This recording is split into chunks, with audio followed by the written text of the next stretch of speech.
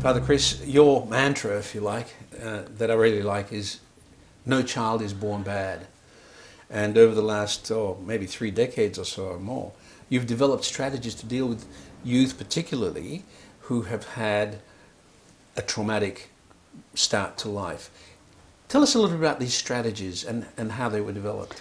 Yeah, I think the last part of that first quote was, but there are bad environments, bad circumstances, and it took me about 20 years to be able to say bad families that kids should not be in. We should remove kids from some families.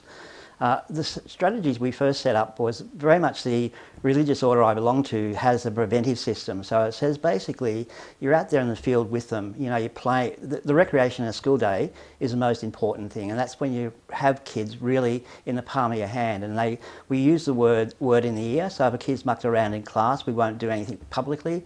But just at that moment when you're kicking a football or throwing a basketball, you'll say in their ear, "What was that about?" You know, it's not public. It's not being nasty, it's just asking that question. And because you get quite close to these kids, that's enough to pull them back into line. Going on from that, though, I guess the early 90s, I discovered the word which was, I guess, strength-based interventions. And I discovered the Native American Indian way of raising children and got involved with a group of people over in the States and went to do some training with them. And it was just made so much sense. It was, it was about looking for a kid's strengths, because if I go into a classroom or into a refuge, a house where we've got kids, we'll say to them, what did other people say about you? And in my Year 11 class this year, I said that same question. They said, we're hopeless, we're no good, we're worthless. And I said, you will never hear those words here. And these kids just rise when you just accept the fact that there's goodness there. And I guess the best strategy that I've ever come across with building strengths is what we call service learning. And I've spoken about service learning for years now, and lots of other schools. We almost got it national. When John Howard was there, I was in a group advising the education department, but the Labor government threw it in the bin and we didn't get it there. But many schools now have service learning, and it basically says to kids, you're good enough to serve other people. And I've just come back from a trip where my Year 11 and 12 students were in East Timor, and having all these little orphans looking up at these kids who many have called worthless was the best feeling those kids ever had. And one of them, who's had a really difficult past in terms of criminal history, he looked at me and said, I want to be a youth worker. And I said, I'll teach you HSC English next year. I said, you'll get it. And I guess what we need to do is make sure kids succeed. And I also, even in a classroom, you're not going to fail here, because I'll find where you're at what level, and I won't give you too high of a level. I'll build developmentally on that. And kids will say things like, I just passed a maths exam. And that's enough to turn them around, because they haven't passed an exam for a long time, and it tells them that there's something good about them inside. In a situation where let's say a youth, anywhere between 12 and 18, for the sake of argument, is in a bad situation, they don't have anyone around them who can do these things for them, what can they do? How can they self-start? I guess I think everyone needs someone to help them. I don't think they're going to get out of it by themselves, but there must be someone in their family, in their street, who cares about them. If they're in a school situation, find a teacher. There's got to be someone around them who sees some good in them, and it'd be quite tragic if that wasn't the case. They need to seek that out. They need to understand that with help they can certainly move from their position. But I understand what you're talking about, because right across southwest and western Sydney, there's this overwhelming sense of hopelessness.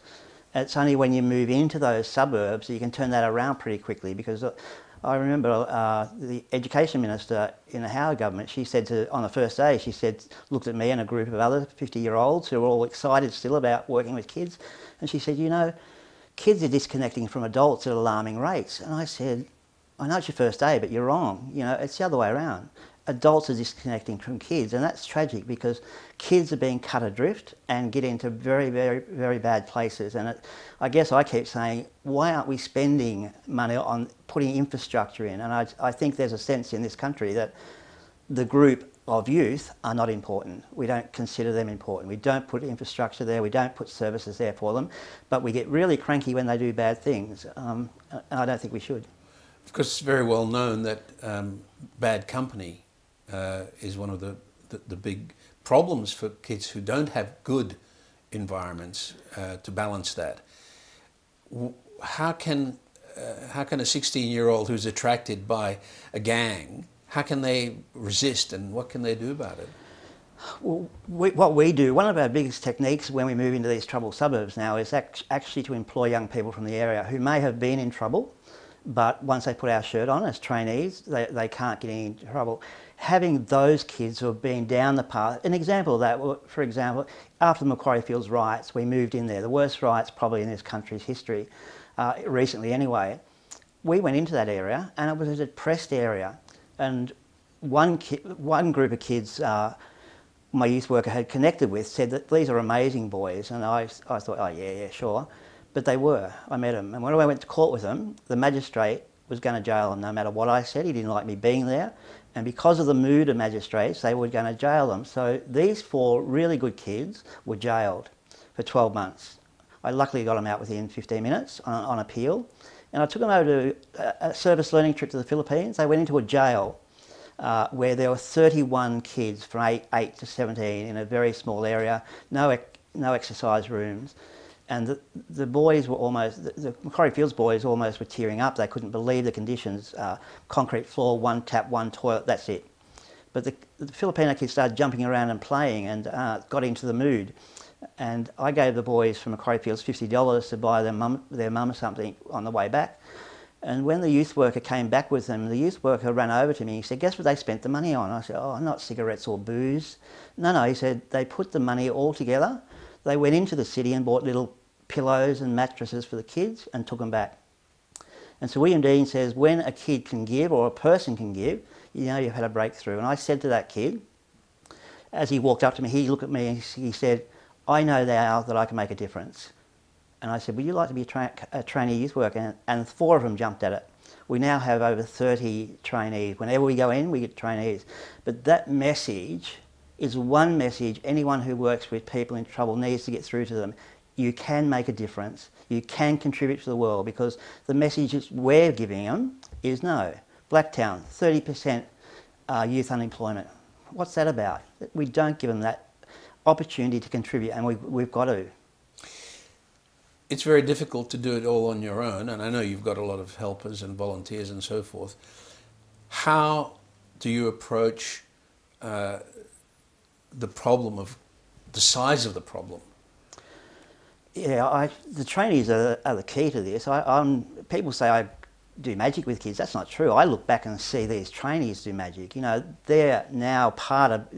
2 of those trainees are now senior youth workers in my organisation, and because their influence over young people is so high, they're known, they're heroes of their own community.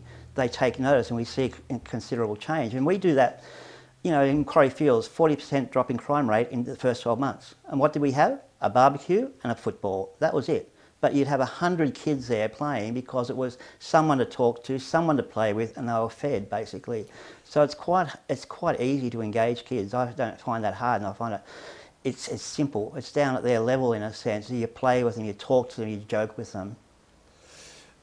What I understand you're saying is that to make a difference to those kids who have had bad circumstances, it's no good imposing authoritarian rules and regulations, because that doesn't work. It's really more internal and peer group.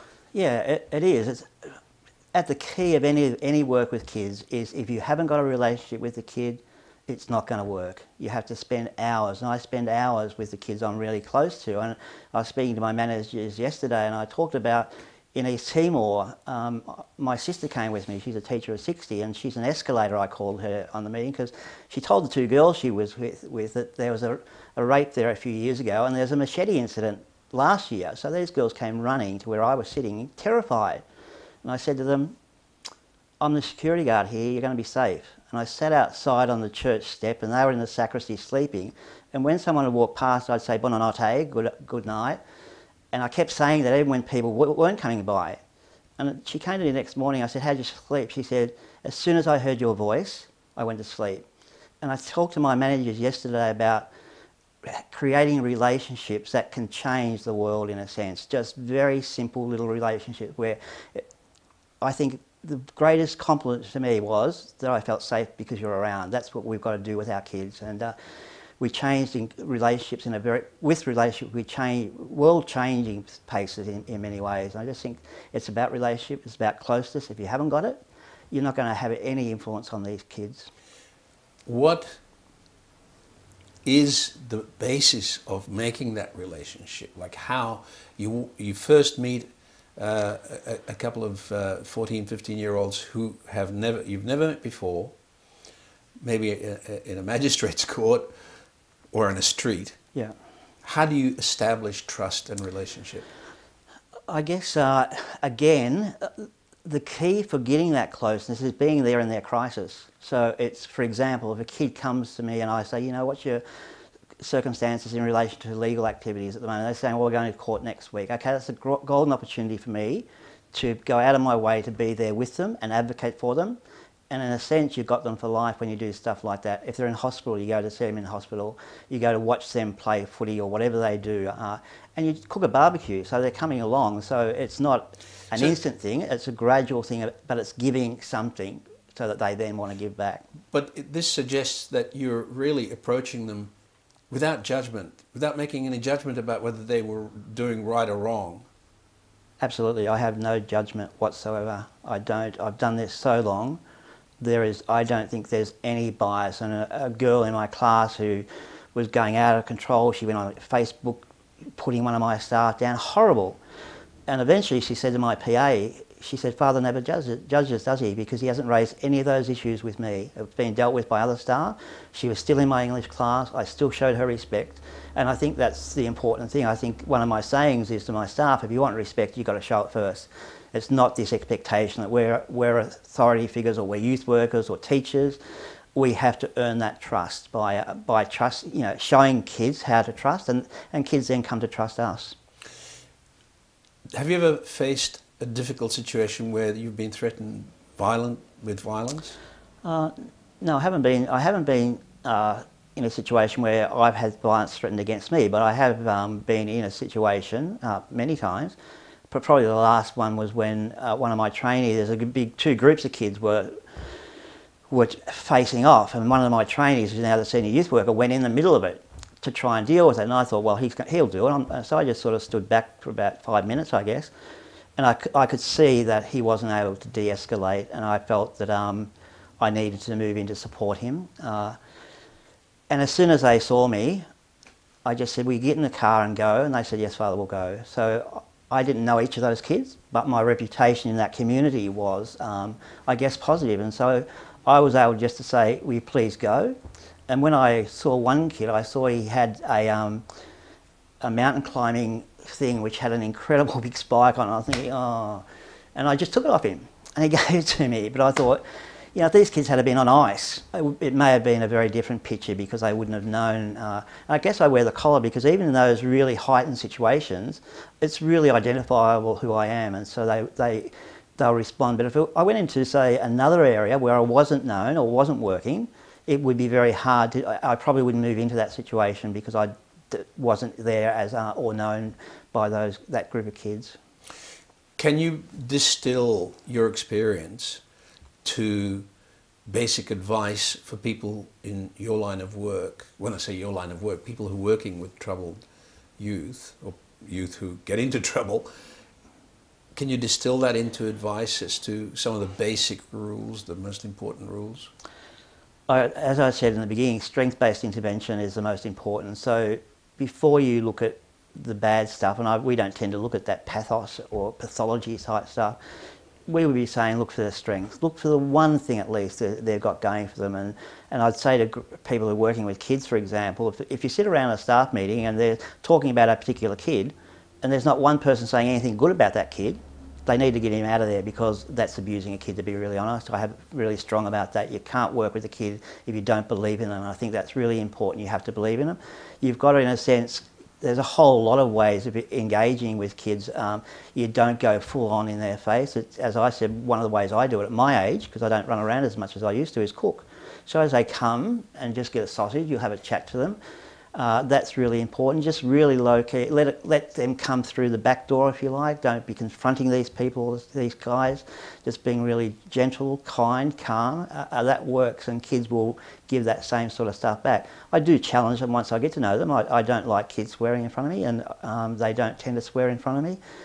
But if I hadn't established a relationship, they wouldn't have cared what I wanted or what I thought. So at the core of everything, and in my master's in education, I just wrote about if a teacher doesn't have a relationship, there's no point. So if you're going to be a youth worker or a teacher or someone working with troubled people or kids, you've got to develop a relationship with them, and you do that by wanting to know what they like, wanting to know what they do.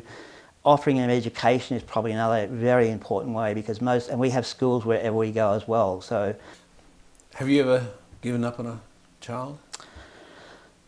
Yeah, I'd have to say yes. Or they've given up on me. I don't sit here pretending that I reach every kid. I think you just sort of feel if you help 40%, that's probably pretty high, to be really honest. And I guess, yeah, we have more failures than successes, I guess. Although it's hard to know what that looks like. A kid may come back 15 years later and say, "Thank you, I've got a family," and you say, "Okay." Last night, one of the kids I worked with, probably 16 years ago, committed suicide at 32. So this is a sort of work where you can't get a big head, because just when you think you're doing okay, you get slapped down by something that breaks your heart, in a sense. And it still does after 38 years, still breaks my heart when I see kids who had so much going but have been through so much pain and abuse that they eventually get onto drugs, alcohol and a lifestyle, and 32 years of age, another one dead. Can you identify, as you say, 38 years experience, can you identify what is the worst scenario from which a child emerges? What are the worst things that impact on them? Yeah, I guess trying to keep layperson sort of thing. I think I certainly believe in the attachment theory. I think, and to put it simply, if I don't know anything about babies. I've never nursed a baby by choice, but when a baby comes home, they tell me that the baby tries to engage with the parent or someone who's bending over. They're trying to get a smile. They're trying to, and we should take notice of every movement, I guess, that a baby makes. But if that sort of smile that the baby projects up, or the noises it makes to get attention, if it's not returned, I believe that child's soul is murdered by the age of 6 months, and they go through life from 6 months of age with no role models, with no one showing them how to love, with no one showing them how to negotiate the world. And they have what I probably would say they're sociopaths, because they had no empathy. They had no empathy shown to them. And you know, I see kids who I believe have no attachment right back in six months of age, who are now 14, who will, one kid, for example, was running along a paddock, fell on a beer bottle, cut his arm here. And instead of going like this, he pushed it in harder.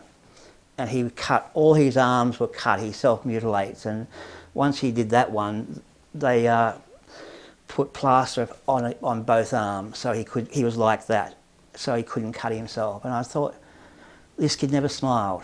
But I believe we can get through to those kids, but we've got to do it very, very strongly.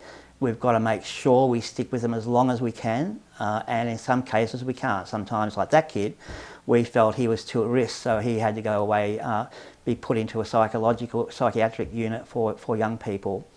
He needed constant, you know, two people every day, I think, working with him. So those kids are traumatised. So that's probably, you know, leading to mental health. But I mean, last week again, I just don't get it. You know, a girl walked into my year 12 class. She was just expelled from a nice girls' private school just a month before her exams, and she came in. They found her and brought her into me and saying, "Can you do something?" And when I saw her, I'd been given a bit of information. I just looked at her and I nearly burst into tears, thinking, "You've got this great smile on, but your parents are both dead and your brother's just been murdered. How do you cope with that? How do they cope with that?" And I guess that the other word I use about them is, these are kids of incredible courage. And I keep saying that over and over to them. You know, they'll say to me, why are you sitting in the dirt with us? Because you're the most important people in my life. much more important than my biological family. I've created my family, and it's you. That's why I'm here, because you are the most important people in my life, and they get that message really clearly. And it's important that we actually, say things to young people who are struggling. You're courageous. What you've been through, most other people would not have survived, but you have. Speaking of your biological family, tell us a bit about your background as a kid. Yeah, I think I've been home to Christmas. I've been religious for over 40 years. I've been home for Christmas once. I have Christmas with the kids, and I really enjoy that. I was one of five. I was the middle, so the abnormal one. And I was really introverted. I was really shy. Felt I didn't belong anywhere. Would often pray to die. And because I was so introverted, my parents sent me to a boarding school, and I had seen the Boys Town movie when I was 15 and decided I was going to be a priest to work at a place like Boys Town. And the boarding school I went to was the order that ran Boys Town in Sydney. So I saw that Boys Town bus come in, and I thought at 18 I had this on. 21 I was in Boys Town teaching year 7 and 9. It's a major change from being introverted and shy and wishing to die. Absolutely. It's a major change. Absolutely. How did that happen? As soon as I had this on, I knew what I had to do. The only thing, Barbara Holbrook and I, who died recently, were great friends, but we could speak about one thing, that is kids. And if we talked about anything else, it lasted 5 minutes and we'd walk off board. It's a bit like you asked me about my biological family, and I go back to my kids. Yes. I lost my dad and 2 brothers in a 6-year period, so it's been quite decimated in some senses. Mum's still going well, and my sister and my other brother, only see him on funerals, so I haven't kept really close to it. I don't know my nieces and nephews at all. Would have met them, they're in their 20s, may have met them 3 times in my life at a funeral or something, that's it. But growing up as a 6, 7, 8-year-old, what do you remember of your family, of your father and your mother? They were hardworking. While I was very shy and everything in public, I was the only one that would stand up to Dad, and so I would cop it a bit from him. He didn't know how to engage with me, and I thought that, like, I was as good at sport as the others, but he tried, but I didn't think he did try with me. But reflecting back, I think yeah, he did. He used to, one way he could do is groom my horse for the show when I was at school. He probably tried with the football, and I probably just didn't want anything to do with it. I worked on a dairy farms. I was surrounded by animals. I lived on, me and my best friend over the road on a farm, we would be on horses nearly all day, in the dam. Was he a role model, your father, for you, or was he rather distant? He wasn't a role. I think you have to get over a lot of, good families have their own sets of baggage. Dad's father left his mum with 7 kids, and Dad had a hatred of his father. He would never say a good word about his dad, and I think there was that anger there. And Mum said to me recently, she said, "You once had a temper." I said, "Yeah, I did have a temper because I was brought up in a household where there was temper." And when I moved out of that household, which was a good, safe, loving home, I dealt with it differently. And it was one of the first things at Boys Town. This 21-year-old, 68 kilo, very athletic guy turns up at Boys Town, and a kid comes and swears and calls me all sorts of names. And then 5 minutes later, he says, "Brother, can you open the classroom door?" And I said, "Do you realise what you just did to me?" And I thought, wow, I like this.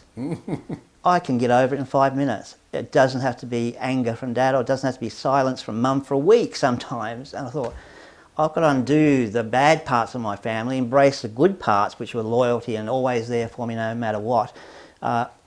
Those incidents with kids changed me. It was gradual, but Mum will say, "You got a temper?" I say, "I haven't got a temper at all. I did because your house was quite angry at times, so that's how I was brought up."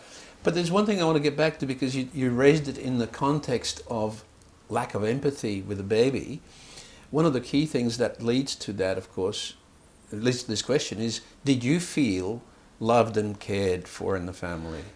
Never mind the problems, but essentially. Yeah, I think I did, yeah.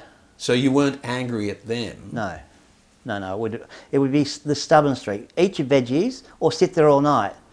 The others would eat them, I would sit there all night. So it's that stubbornness. I was always stubborn, and I think that has become, a lot of people see stubbornness as a bad thing. I think if I wasn't stubborn, I wouldn't have survived 38 years. I wouldn't have done this. You've turned stubborn into determined. Yeah, exactly. Exactly. The thing that you are striving for in what you do, do you know what that is? You know, do you want to make every child's life happy? I mean, or is it something as kind of corny and simplistic as that?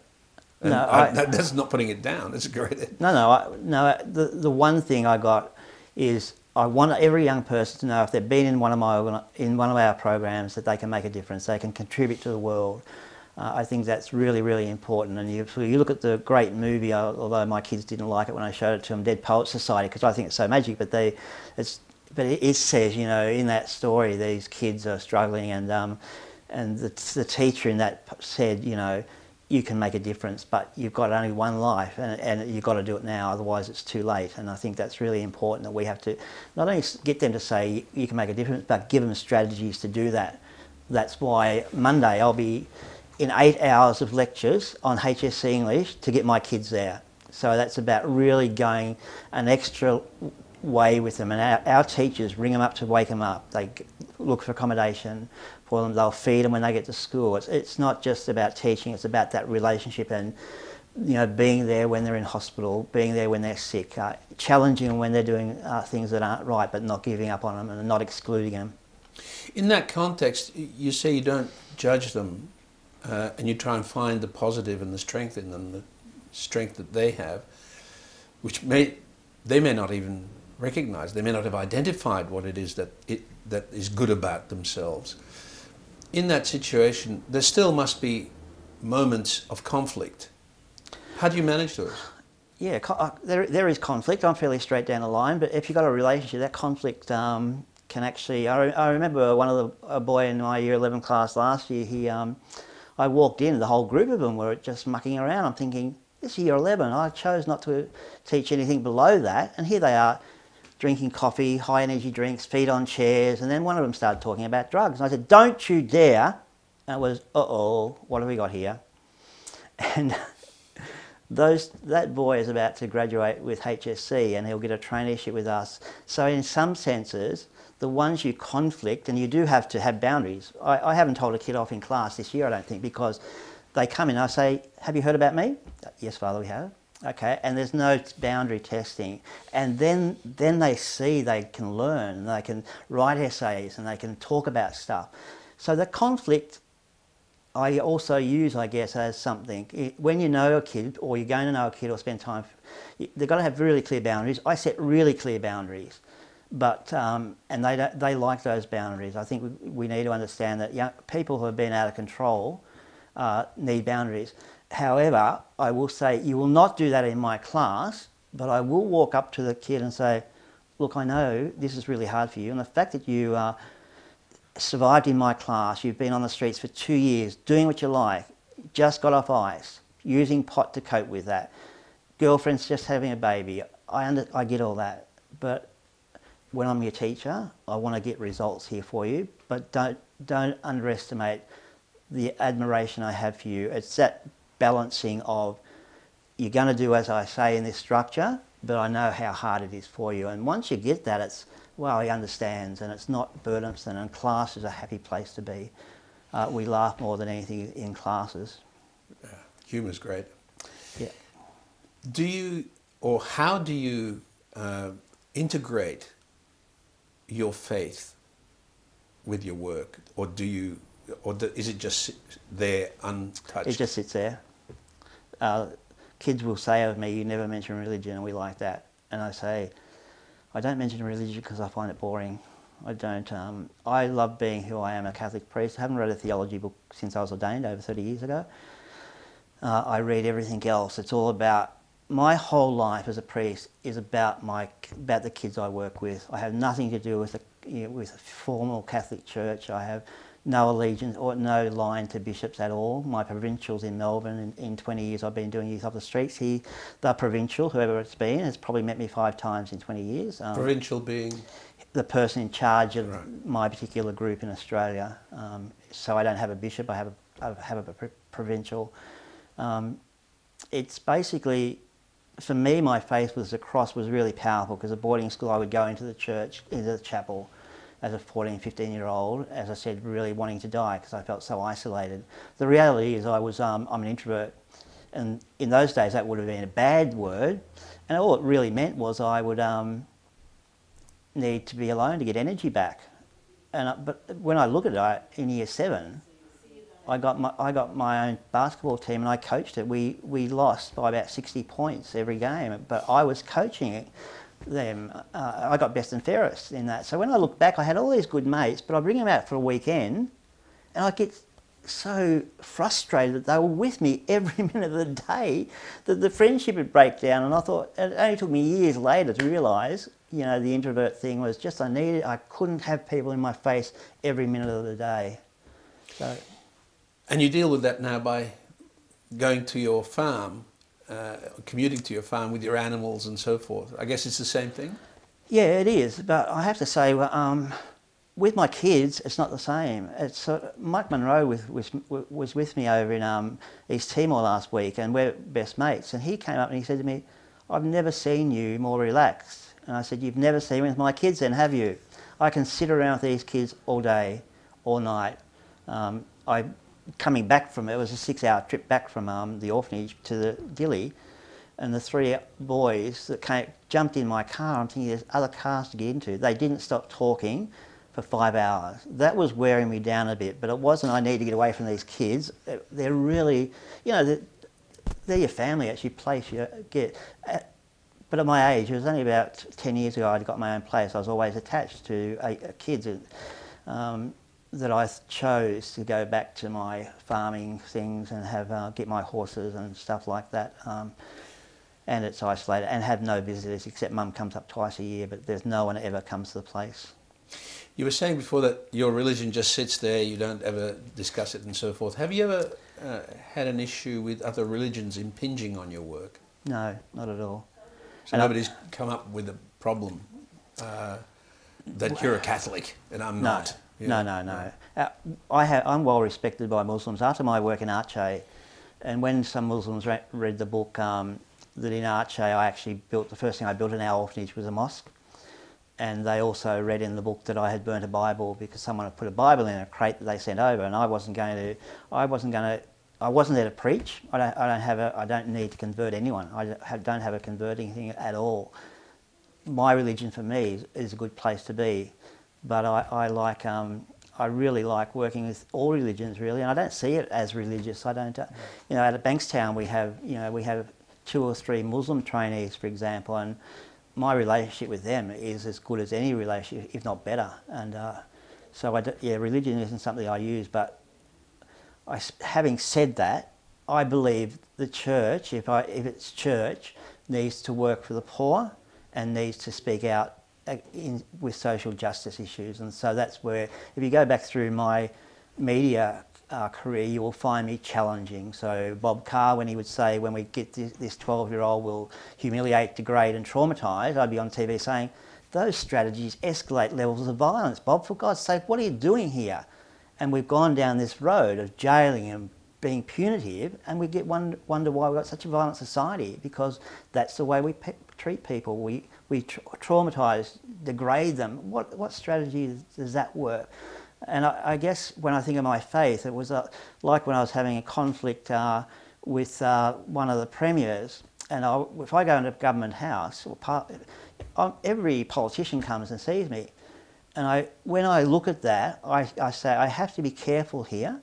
And there's an archbishop in El Salvador who was mixing with all the upper class and politicians at parties and stuff, and then someone walked in and said to him, 6 of your priests have just been killed.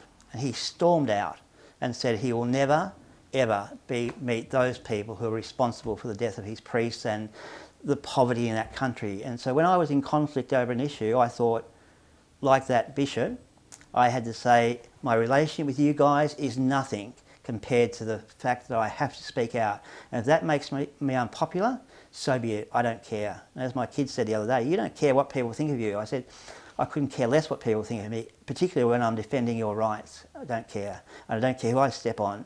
And I think it's really important that you don't get so caught up with wanting to be popular or being seen with prime ministers.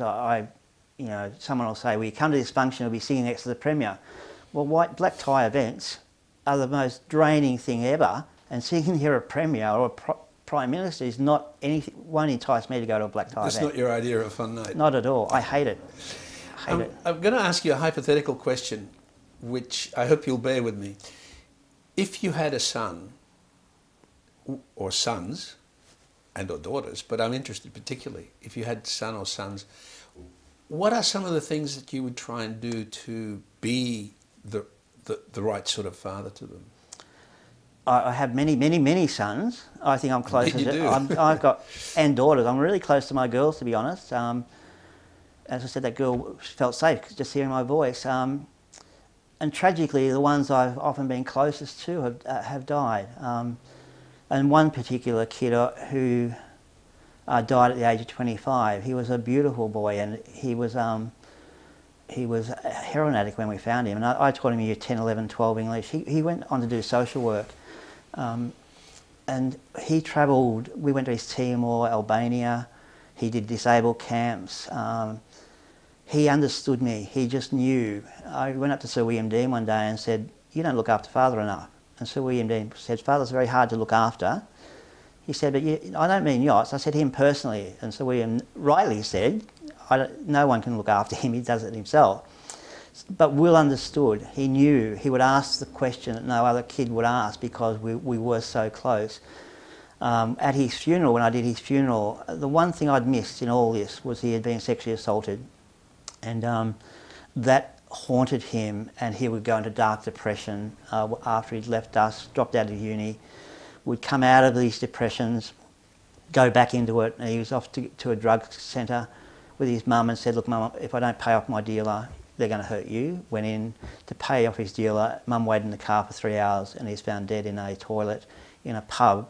That was heartbreaking. I must admit, at that time, I was on my computer typing. A journalist said, you know, talk about a kid that you've done really well with. And it was Will. Taught him all this, doing this. And as I was typing these notes on him, this thing flashed up on my computer saying Will was dead. And I thought, this is ridiculous. What the hell's going on here? So I closed my computer down, and yeah, it was. And I yelled, because I only had my Great Danes with me, they'd take that. I just yelled at the computer saying, what the hell have I done for the last whatever years if we didn't get through? And his mum said to me, don't ever think that, because she said he would have been dead at 15. You gave him 10 more years of life. And she was a great mother and had him living with her. She didn't challenge him enough, though, when he went home. So that's what I would do with my son. I'd spend hours with him. And to be honest, it might sound strange, I thank God that I didn't. The normal tradition for me would be you're married by 21, have a number of kids by 22, 23. I would have been a terrible father. I would have had all that family stuff that I wouldn't have processed, but I got in. It's now that my work is almost the best. I mean, because at this age, you're not running around. I'd be running around playing every sport with kids, and you need all sorts of ages. But I thank God I wasn't a father at that age. With all my learning and study, I would have been a good father, but I wouldn't have been if I had just taken on a normal family role, and that's your role model, and you shout at people and hit people or don't talk to them for days on end. I thank God, to be honest. So being a father is not easy, is what you're saying? Absolutely. And I think, and I've studied so much and I've learned so much. If I didn't have that, I would have still had that, the anger that Dad had, the silence that Mum had. If I called out for them to help me in anything, they would be there. So that I knew that. But you know, where you learn what you live, I had to unlearn lots of things, and I don't think I would have had the opportunity to unlearn lots of things, because it would have been, I don't know what I would have done. It would have been sort of get married when you're 21, 22. But I was too shy even, I guess, to look at girls. I always had the best girlfriends, they said, in the class, but I'd get sick of them as well. So. Well, as you say, now you have lots of children. I do, and I'm blessed. I reckon I'm closer to kids than many dads are as close to their son.